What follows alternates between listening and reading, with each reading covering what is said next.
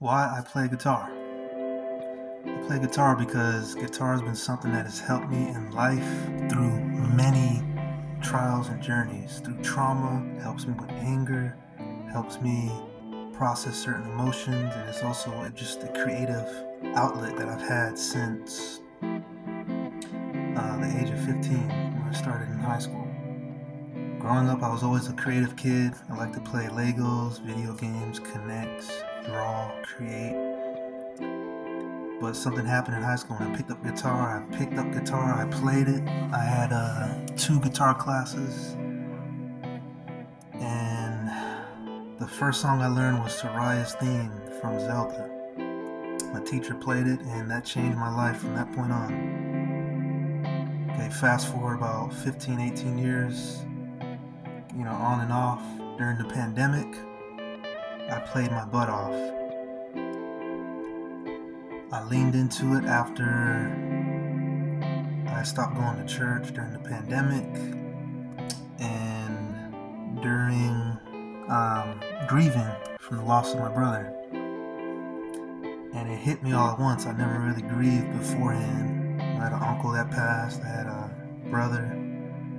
little sister, grandmother, and then my brother passed. So everything hit at once and I didn't know how to deal with it. So music became the answer.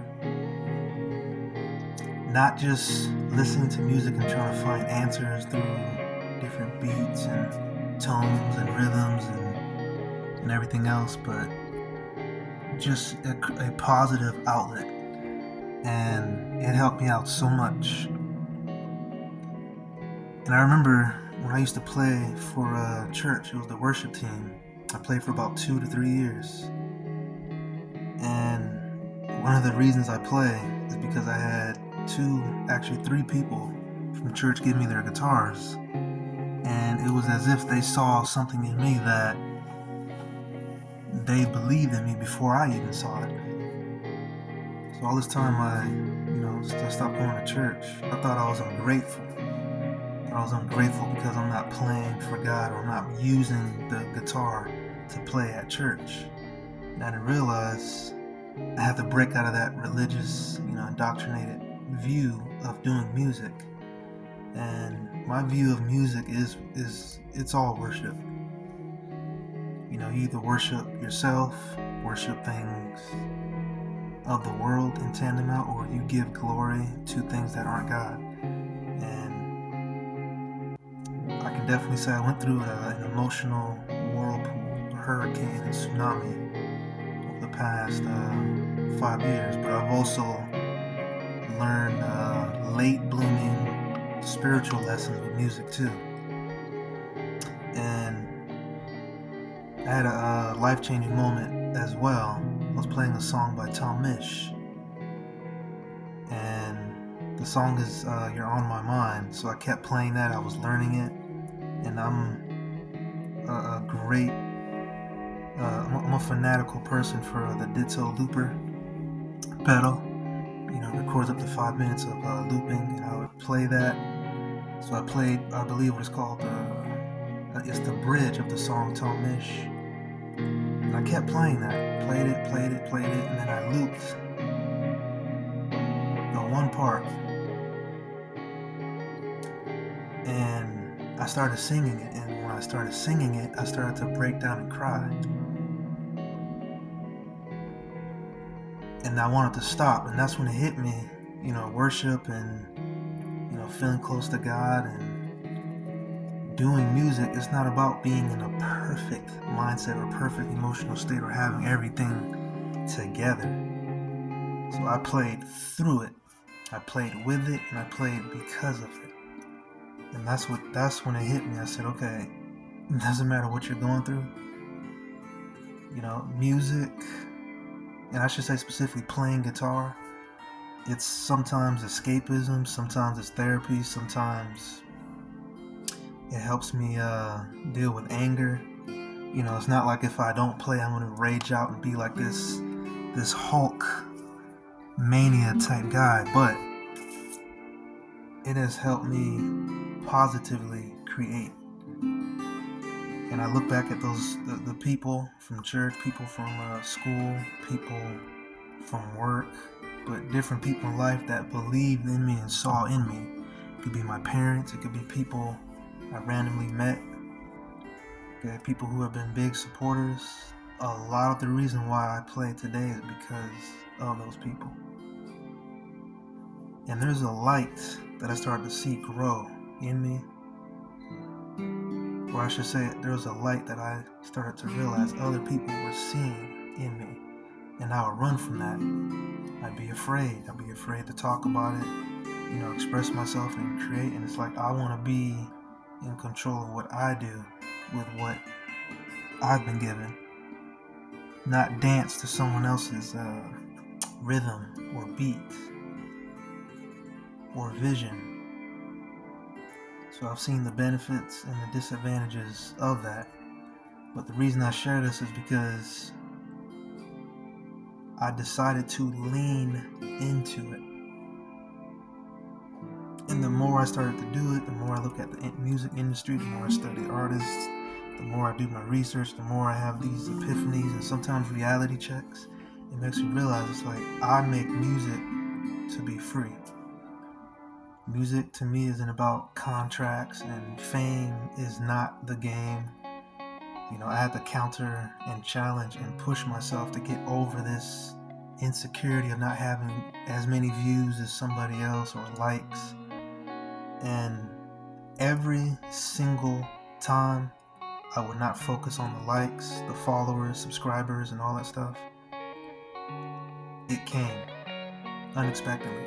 When I did what I did because I loved, liked, and enjoyed doing it, and I could feel the flow, I could feel the newness, I was challenging my comfort zone. I posted videos, I started doing covers of this Lord of the Rings game, Shadow of Mordor.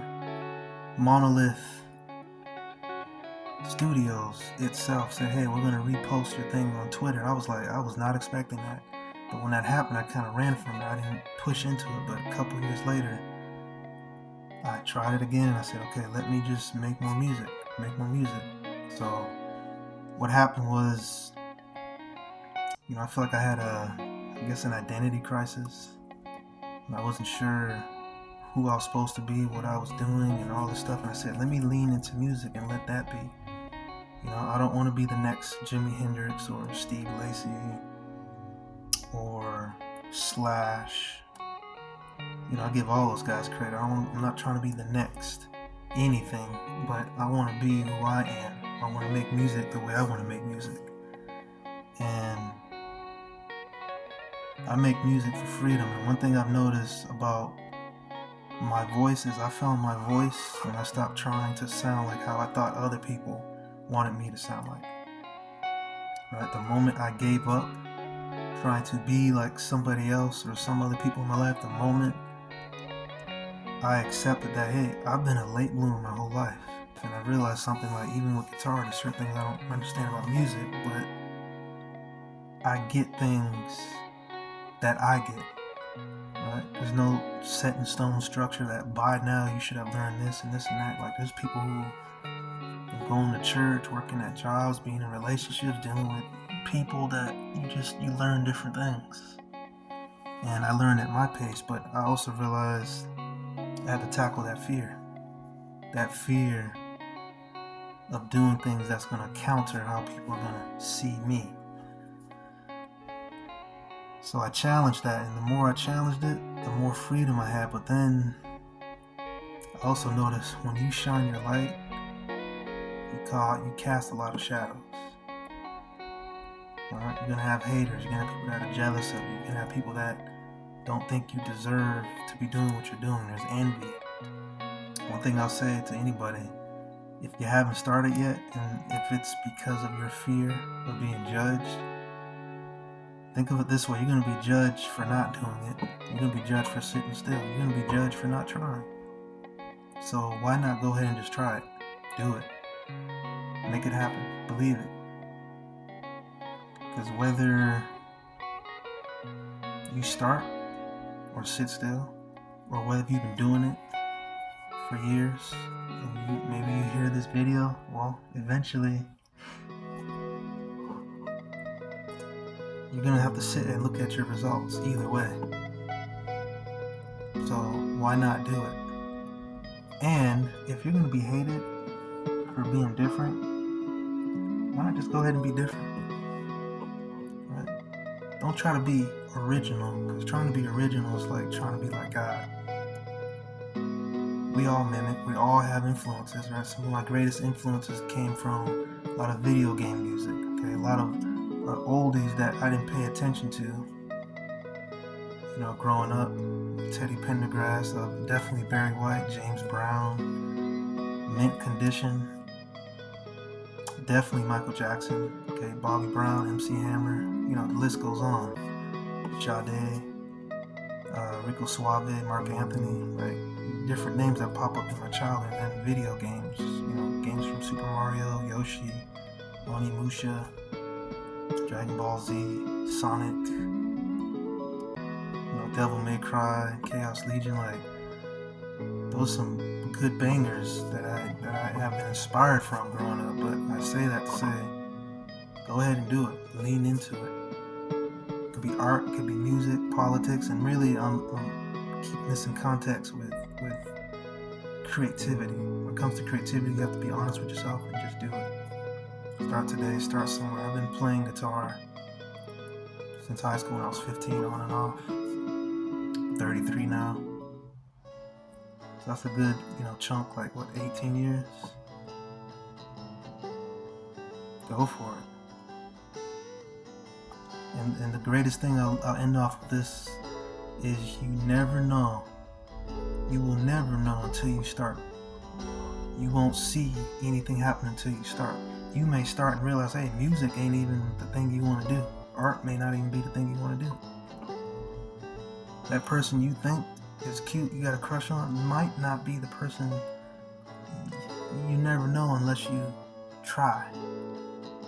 So I tried with music, I tried with art. I thought I wanted to do graphic design, comic book creation, right? I thought I wanted to do 3D animation, right? Game stuff, you know, game design, but the coding came in and I said, nah, I'm out. It came to coding and Python and all that, right? That's still good, powerful tools to know and learn today. But at the time I looked at it, I said, you know what? I don't think that's for me. Music became the thing I went to, outside of my comfort zone. Right? And to think, I took a visual communication class in high school and I quit the first day. I quit the first day and took guitar 18 years later. It doesn't make sense. How did that happen? Can't explain it. But that's usually how life works. You can take a chance on something you would have never thought would work out, and then 10, 20 years later, here you are. Right? There you will be. Here I am, telling that story to you. Go for it.